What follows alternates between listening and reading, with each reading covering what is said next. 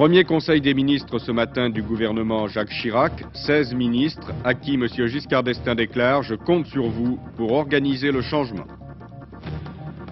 C'est la grève générale en Italie. Les 3 grandes centrales syndicales manifestent contre l'attentat fasciste de Brescia qui a fait 6 morts et 36 blessés hier. Irlande du Nord, le Conseil des travailleurs appelle à la reprise du travail les militants protestants. Depuis 15 jours, l'Ulster était paralysé.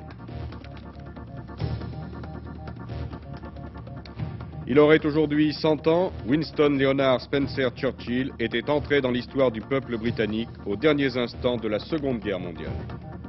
Mesdames, Mesdemoiselles, Messieurs, bonjour. Je vous propose de nous rendre tout de suite en images à l'Élysée où se tenait ce matin le premier Conseil des ministres du septennat de M. Giscard d'Estaing et du gouvernement de M. Jacques Chirac. Il a été très bref ce Conseil, 45 minutes environ. Autour de la table, présidé par M. Valéry Giscard d'Estaing, 16 ministres. Pour 9 d'entre eux, c'était le premier Conseil des ministres. 9h45 ce matin au Palais de l'Élysée, c'est M. Pierre Ablain, ministre de la Coopération, qui arrive le premier. M. Ablain qui posera longuement devant les objectifs des photographes. Derrière lui, très souriant, M. André Jarraud, le ministre de la Qualité de la Vie,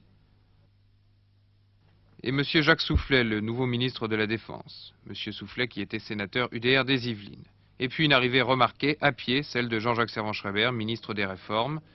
Jean-Jacques Servan-Schreiber, qui, nouvelle innovation, sera, comme ses collègues, reçu personnellement par le chef de l'État à son arrivée à l'intérieur de l'Élysée. Viennent ensuite Michel Poniatowski, le seul ministre d'État de ce gouvernement, ministre de l'Intérieur, puis M. Jean Sauvagnargues, le nouveau ministre des Affaires étrangères, qui était ambassadeur de France en Allemagne fédérale. Vincent Ansker, au premier plan, ministre du Commerce et de l'Artisanat, qui retrouve sur le perron M. Jean-Pierre Fourcade, le nouveau ministre de l'Économie et des Finances. C'est ensuite l'arrivée de Mme Simone Veil, ministre de la Santé, Mme Veil, très entourée. Puis M. Jacques Chirac, M. Robert Gallet, le ministre de l'Équipement, et M. Jean Le Canuet, un Jean Le Canuet épanoui, Jean Le Canuet, garde des Sceaux, ministre de la Justice. Michel Dornano, ministre de l'Industrie, Michel Durafour, ministre du Travail, et puis, le dernier arrivé, le recteur René Haby, ministre de l'Éducation, recteur de l'Académie de Clermont-Ferrand. Il est alors 10 heures précises, 45 minutes plus tard, le Conseil des ministres va se terminer, et c'est M. Michel Poniatowski, ministre d'État, qui fait le compte-rendu des travaux. En ouvrant le Conseil des ministres ce matin, s'est adressé aux membres du Conseil et leur a dit « Nous sommes ici pour changer la France ». Et non pour faire carrière, ni vous, ni moi. Je compte sur vous pour conduire la France et organiser le changement nécessaire. Ce changement s'exprimera dans les structures gouvernementales. J'exercerai, a déclaré M. Giscard d'Estaing, j'exercerai pleinement la fonction présidentielle et j'accepte les responsabilités qui en découlent. Je travaillerai directement avec les ministres et je vous invite à alléger à cet égard les cabinets ministériels et à alléger également les trop nombreux écrans administratifs. J'invite les ministres à réduire leur cabinet ministériel et également à réduire l'intervention entre eux des services administratifs. Le président a ajouté « Vous serez jugés et appréciés sur le succès ou l'échec de votre gestion personnelle ». C'est pourquoi il est demandé au Premier ministre de revoir le texte concernant les suppléants de manière à ce qu'éventuellement les ministres puissent reprendre leur place à l'Assemblée nationale ou au Sénat au terme d'un délai de 6 mois après la cessation de leurs fonctions. Évoquant l'action administrative, le président a ajouté « La France, actuellement, est une administration, d'ailleurs excellente, représentée par des hommes politiques, Or, j'entends qu'elle soit gouvernée par ses responsables politiques. Vous devrez alléger les moyens et les structures dans vos administrations, et j'entends donner ici l'exemple au palais de l'Élysée où le personnel se trouvera réduit de 464 à moins de 300 personnes. Le président a ensuite évoqué le caractère libéral que la France doit maintenir dans le domaine politique. La France, a-t-il dit, est un pays libéral et doit marquer plus encore son orientation dans ce domaine. C'est pour cette raison que j'entends qu'un certain nombre d'actions soient entreprises dans 3 domaines. D'abord, la suppression des écoutes téléphoniques, si elles existent, et la destruction des archives qui en résultent. Deuxièmement, le développement de la France comme pays de droit d'asile intellectuel et politique. Et enfin, en ce qui me concerne, a ajouté M. Giscard d'Estaing, en ce qui me concerne personnellement, il n'y aura pas de saisie de la presse, même s'il y a des attaques contre le président. M. Giscard d'Estaing a ensuite évoqué les conditions et les méthodes de travail du Conseil des ministres, de manière à en alléger les détails administratifs et à en réserver à chaque séance une partie à un débat d'orientation générale sur un problème d'actualité. Le président a ensuite évoqué l'orientation générale de l'action gouvernementale, et notamment la déclaration qui doit être faite par le gouvernement la semaine prochaine. Cette déclaration qui engage le gouvernement sera évoquée au prochain Conseil des ministres et fera l'objet d'un vote devant l'Assemblée. 2 actions immédiates requièrent l'attention du président et du Conseil des ministres. Ils seront traités les 12 et 19 juin. Le 12 juin, il s'agira d'évoquer l'ensemble des problèmes que pose le redressement de la situation de la France dans une situation tourmentée, avec 2 points importants, la priorité au redressement de notre équilibre extérieur et la lutte contre l'inflation. Le Conseil des ministres du 12 juin se consacrera à ces 2 problèmes. Le Conseil des ministres du 19 juin se consacrera au problème de la transformation de la société française dans le sens de plus de justice, de plus d'égalité des chances et de la participation de tous, en particulier des travailleurs, aux responsabilités. En terminant, le président s'est adressé aux ministres et leur a dit « Vous êtes des amis et vous êtes des amis personnels dans vos problèmes, dans vos soucis, dans votre vie. Mais dans vos fonctions, vous êtes des hommes au service de la France, je dis bien au service de la France, et rien que cela. » Il faudra attendre vraisemblablement la fin de la semaine prochaine pour connaître la liste des secrétaires d'État qui serait également une quinzaine. En consultant la liste des portefeuilles déjà attribués, on s'aperçoit qu'il n'y a plus de ministère de l'aménagement du territoire. M. Chirac a précisé hier soir qu'il était rattaché au ministère de l'Intérieur. Pour le Premier ministre, il est normal que le ministère des collectivités locales assume la responsabilité de l'aménagement du territoire.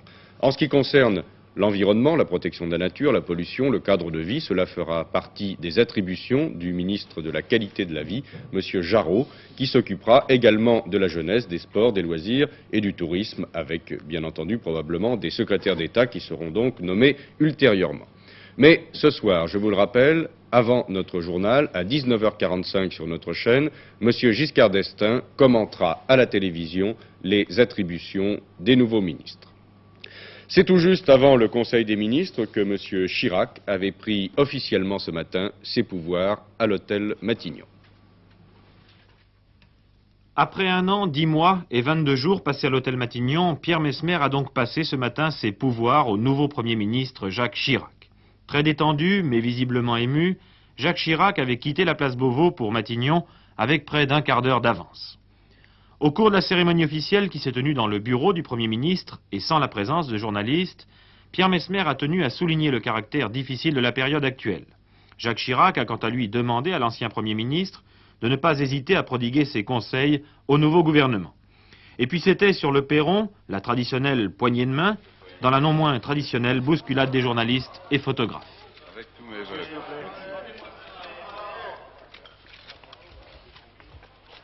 Eh bien, messieurs, je viens de passer mes pouvoirs au nouveau Premier ministre. Monsieur Jacques Chirac a toutes les qualités nécessaires pour réussir dans ce poste très lourd à un moment difficile. Et c'est pourquoi j'ai tout à fait confiance dans son succès. Je vous remercie, Monsieur le Premier ministre. Je m'inspirerai de votre exemple. Il est positif s'il en est et je tâcherai d'essayer de continuer dans votre voie. Au revoir, Monsieur le Premier ministre. Monsieur le Premier ministre. Le gouvernement de M. Jacques Chirac est à la une de tous vos journaux, bien sûr. Dans l'ensemble des commentaires, vous retrouverez ces phrases « C'est un gouvernement présidentiel, l'UDR c'est fini » ou encore « C'est un gouvernement qui annonce de nouvelles élections ». Un ministre à la vedette, c'est Madame Simone Veil. Sa photographie est en première page du Parisien libéré, de François et de l'Aurore. L'Aurore, justement, en plus de la photo de Madame le ministre, qui est membre, signalons-le, du conseil d'administration de l'ORTF, l'Aurore donc constate en première page que l'UDR est laminé et que les réformateurs balayent les centristes de l'ex-majorité. Et André Guérin, dans son éditorial, souhaite bonne chance à tous les ministres, bonne chance surtout, écrit-il, à ceux que le pays connaît si peu. Le Parisien libéré pense que le Premier ministère de l'ère nouvelle va déclencher de nouvelles élections et se pose une question. Peut-on dire que M. Jean-Jacques Servan-Schreiber représente l'appel au changement du peuple français? Pour le Figaro, pas d'équivoque, c'est un gouvernement présidentiel, peut-on lire en première page. Pour Jean Griot, le jeu politique est difficile et peut se révéler difficile encore plus à la longue, dit notre confrère. Peut-être un bon instrument, ajoute-t-il, ce gouvernement, mais reste à gouverner. L'Humanité, dans son titre, constate qu'il y a au gouvernement 8 PDG ou administrateurs de société et René Andrieux remarque que le nouveau gouvernement formé hier est très giscardien.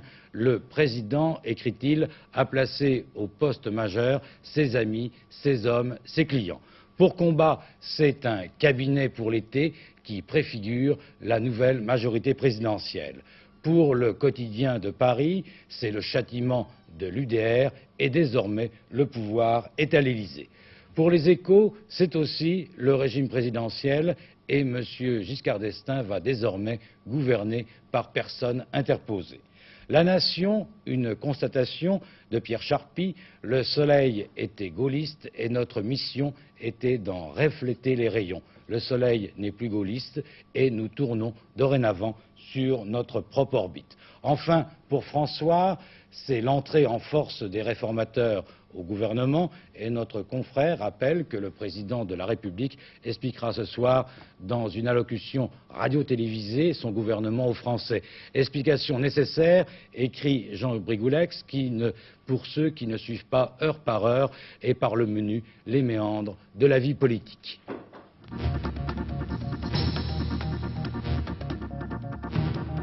La vente au détail de l'essence et des supercarburants est de nouveau libre. C'est le 7 novembre 1973 que la vente au détail en récipient ou emballage de l'essence et des supercarburants avait été interdite en raison de la crise de l'énergie. Les automobilistes qui aiment avoir une réserve d'essence vont donc pouvoir de nouveau remplir leur jerrycan. 8000 instituteurs réunis aujourd'hui au Palais des Sports pour faire le point sur la situation des enseignants. Séance présidée par le secrétaire général de la Fédération de l'éducation nationale, Jam Maranger, et dirigée par André Ouliac, secrétaire général du SNI.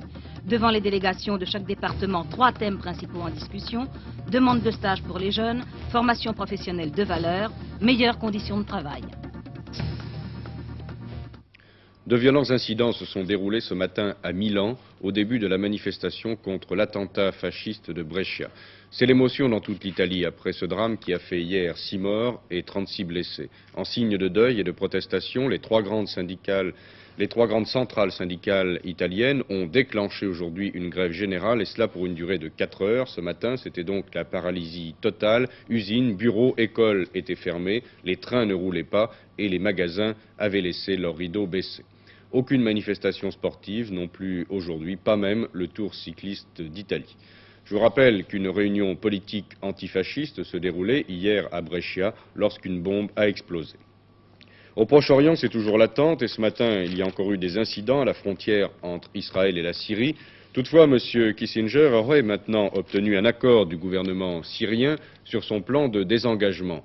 Mais il a probablement dû faire quelques concessions que le gouvernement israélien va maintenant étudier avant de donner sa réponse. En effet, j'apprends que le secrétaire d'État américain vient d'arriver à la présidence du Conseil à Jérusalem et qu'il s'entretient en ce moment même en privé avec Mme Golda Meir.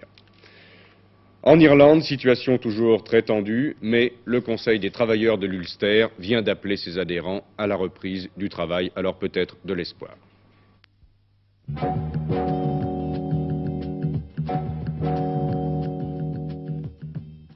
Le Conseil des travailleurs de l'Ulster a donc en effet proclamé ce matin la fin de la grève qui durait depuis 15 jours en Irlande du Nord et qui avait obligé l'armée britannique à occuper les dépôts de carburant pour assurer une distribution partielle d'essence.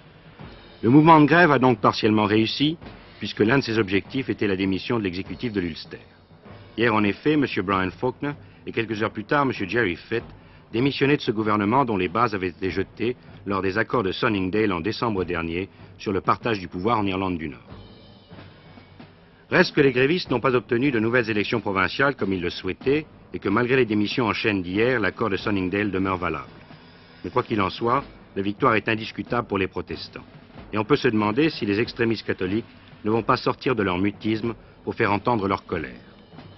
La grève a donc duré 15 jours et l'Irlande du Nord était proche du chaos économique. Mais malgré la reprise du travail, le problème demeure. Un partage du pouvoir est-il possible en Ulster? C'est ce que devra résoudre rapidement M. Harold Wilson s'il veut désamorcer l'escalade.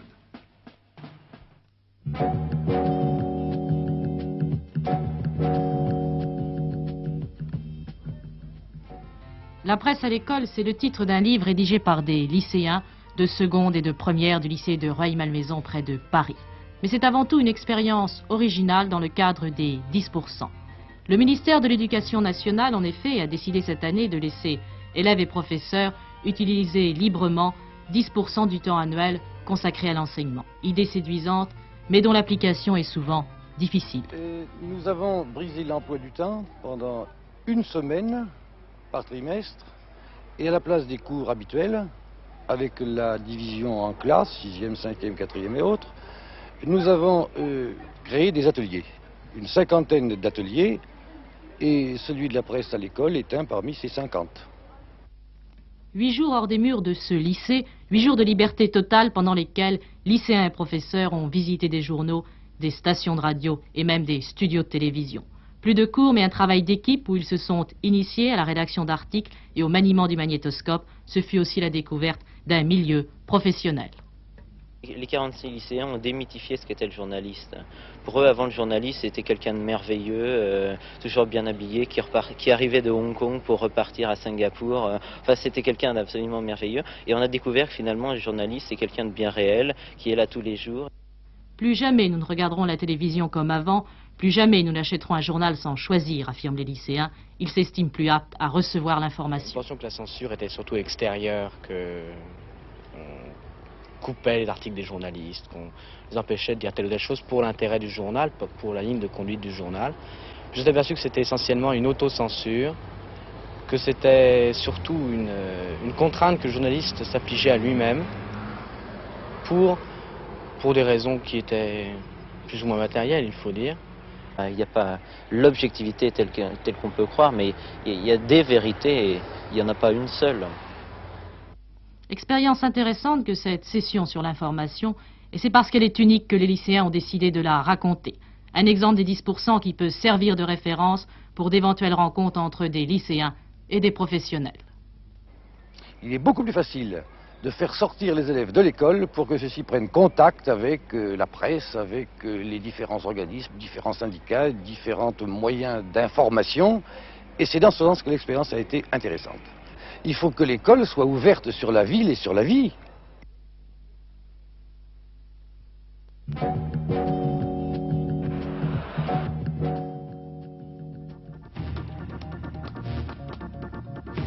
Jean d'Ormesson, directeur du Figaro, a reçu hier après-midi son épée d'académicien des mains de M. Gaston Palevski, membre de l'Institut, ancien président du Conseil constitutionnel. La cérémonie s'est déroulée dans le parc du château d'Ormesson, demeure Louis XIII des environs de Paris.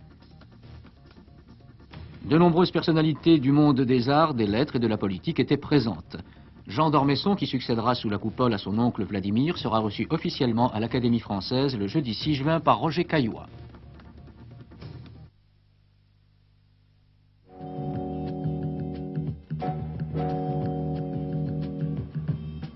C'est 20 ans avant sa mort que Winston Churchill était entré dans l'histoire du peuple britannique, c'est-à-dire au moment même où la guerre terminait, Churchill quittait son poste de Premier ministre. Mais sa gloire pour les Anglais, c'était d'avoir triomphé du nazisme. Il aurait aujourd'hui 100 ans. Léon Zitrone nous rappelle le personnage de Winston Churchill. L'histoire de cet homme exceptionnel a profondément marqué notre temps. Fils d'une mère américaine au charme un peu lointain, et d'un parlementaire anglais strict sinon sévère, Winston Spencer Churchill naquit il y a juste un siècle, fut un élève batailleur et médiocre et réussit enfin à entrer dans une école militaire. Plus tard, quand il allait collectionner les diplômes honoris causa, il devait marquer le paradoxe disant « On m'aurait rudement étonné quand j'étais jeune en m'annonçant combien de diplômes j'obtiendrais sans examen. » I've been astonished to find how many more degrees I have received than I passed examinations. Impatient d'action, jeune officier de cavalerie aux Indes et en Afrique du Sud, il fut aussi journaliste. Menant de pair combats et articles, correspondant du Morning Post. Fait prisonnier, il s'évade, sa tête est mise à prix, mais il regagne l'Angleterre et se lance dans la vie politique. Churchill a 26 ans. Député conservateur, puis libéral, il scandalise un peu, n'en a cure, devient secrétaire aux colonies de l'Empire britannique, puis ministre de l'Intérieur, un ministre actif, payant partout de sa personne. À 35 ans, une carrière déjà mouvementée et qui promet d'être éclatante. Il s'inquiète bientôt de la puissance navale renaissante allemande, est nommé premier lord de l'Amirauté et concentre la Royal Navy dans des bases d'où elle surgit à la déclaration de guerre, au bon moment. Churchill commet une faute lourde en ordonnant l'opération des Dardanelles, quitte le ministère, prend un commandement d'officier en France, mais revient bientôt à Londres dans le gouvernement énergique que le roi George V a confié à Lloyd George. Ministre des munitions, secrétaire à la guerre, Churchill développe intensément l'aviation de combat britannique, essayant chaque appareil par lui-même. Puis fait confiance au nouveau-né de l'imagination des ingénieurs d'armement, le tank, le char d'assaut, qui sera l'un des éléments qui forceront la victoire. Le jour de cette victoire, Churchill a 45 ans. En politique alors, il hésite un peu.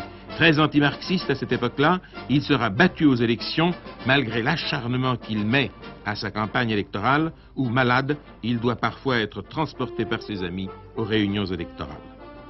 Viennent alors 3 années de travaux historiques, de livres qui lui vaudront un jour le prix Nobel de littérature, et surtout la faveur de la jeunesse, dès maintenant.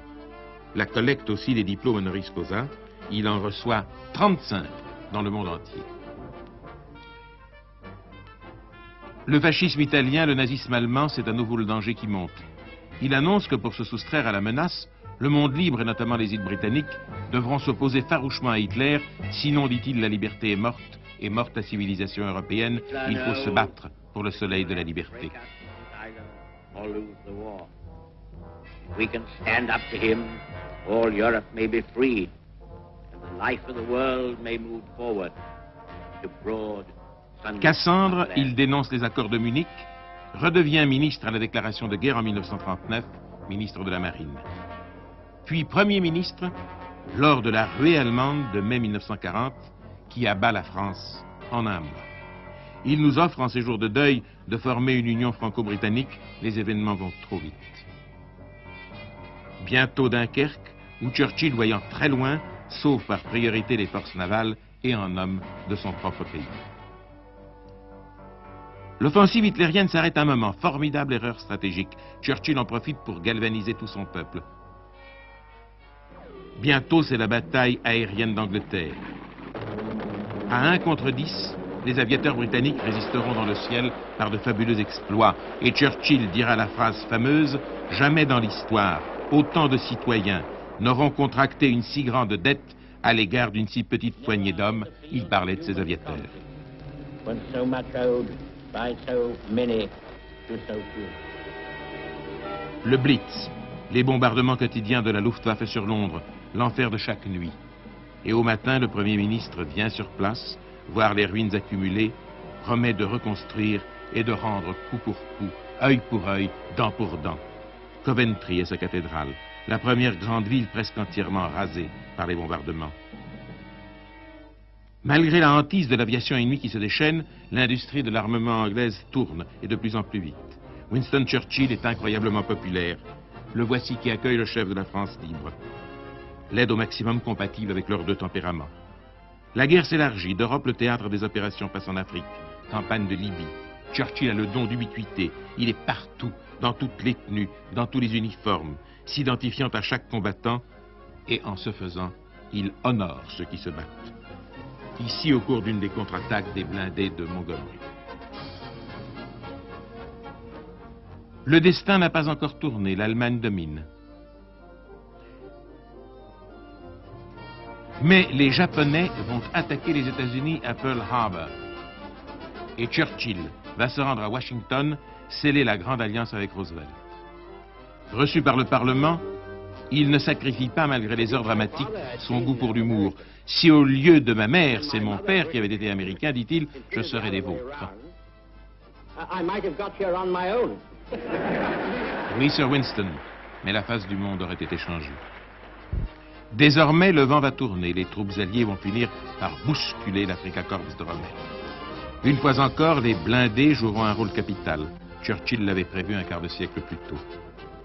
43-44, conférence de Téhéran et Yalta, Staline, Roosevelt, Churchill un peu surpris par la sympathie qui naîtra entre les deux autres grands et d'où découlera l'esprit de Yalta.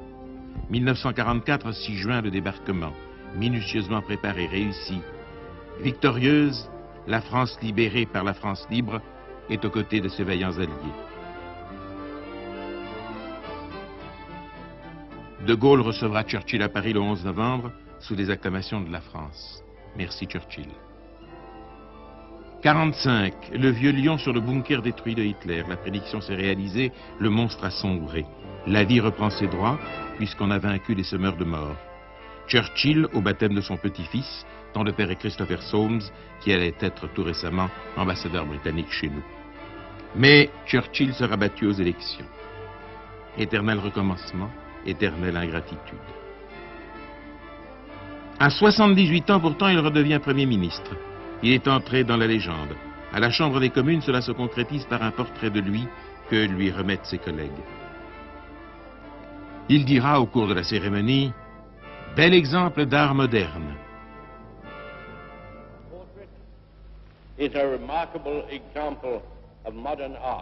Mais pense-t-il, se disant, à la seule peinture. Quant à lui, il vient se reposer et peindre à Saint-Jean-Cap-Ferrat, sur la Côte d'Azur. Vacances, pinceau, soleil, cigare. La vie si bien remplie, il ne veut pas qu'elle se termine, comment dire, par une baisse de tension personnelle. À l'âge de 80 ans, il décide de quitter la vie publique, la vie officielle. Il a marqué son temps, il a gagné la guerre. Nous autres Français, nous lui devons beaucoup. La reine va lui faire un honneur exceptionnel. Elle vient avec le prince Philippe dîner chez les Churchill et ce serviteur passionné du Royaume-Uni a toujours été, notons-le, un serviteur passionné de la monarchie britannique. Autre visite dans sa retraite, le général et Madame de Gaulle. Que de choses les deux hommes ont dû se dire, car quelle alliance ils avaient formée. Les dernières années, les dernières visites, Eisenhower, Montgomery et Winston Churchill. 1965, il quitte ce monde après avoir longtemps lutté. Le monde entier, un parterre de rois et de chefs d'État, conduit à sa dernière demeure Sir Winston Churchill, chevalier de la Jarretière et pour nous, Français, compagnon de la libération. Nous lui devons beaucoup de notre liberté. Tel fut le cours d'une vie ni calme, ni austère, mais magnifique.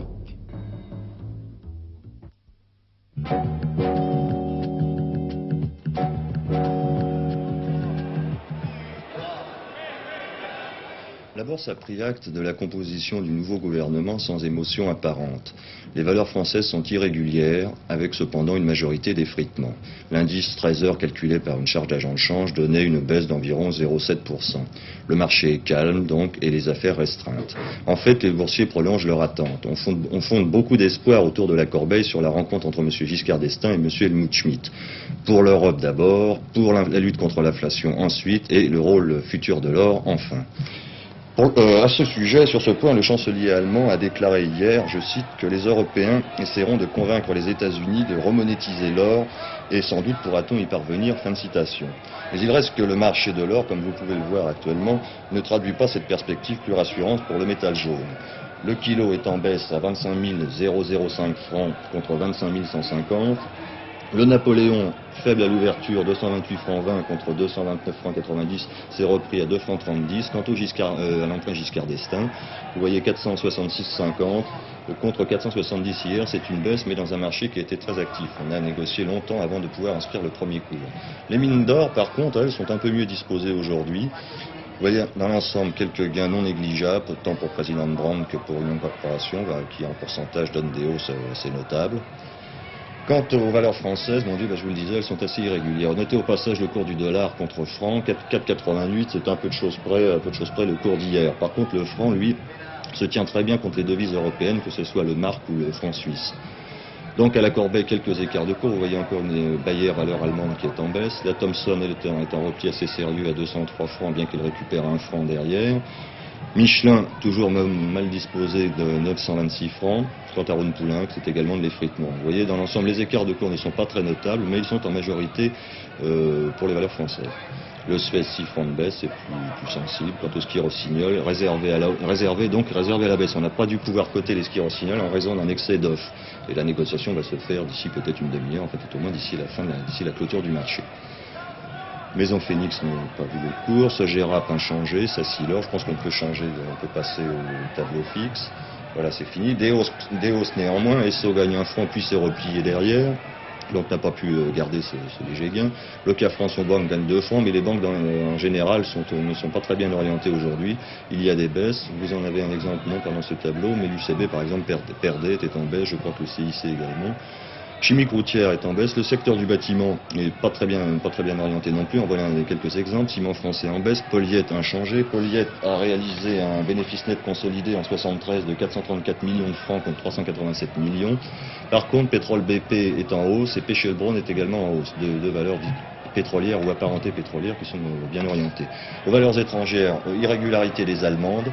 Les Américaines sont faibles. Hier, Wall Street était en légère baisse de 2,35. Monsieur Nixon, dans son message au Congrès, n'a pas annoncé de politique nouvelle et son image de marque, donc auprès des financiers, ne s'est pas améliorée. Ici, la Bourse de Paris. À vous les studios. Eh bien, une précision justement à propos de la prochaine rencontre entre M. Giscard d'Estaing et le chancelier ouest-allemand. Monsieur Helmut Schmidt sera à Paris vendredi dans l'après-midi. Il aura aussitôt un tête-à-tête avec M. Giscard d'Estaing à l'Élysée. Leur conversation reprendra le soir après le dîner et probablement même samedi. Ce soir à 19h45, donc le président de la République qui commentera la formation du gouvernement Jacques Chirac et ensuite notre journal. Bon après-midi.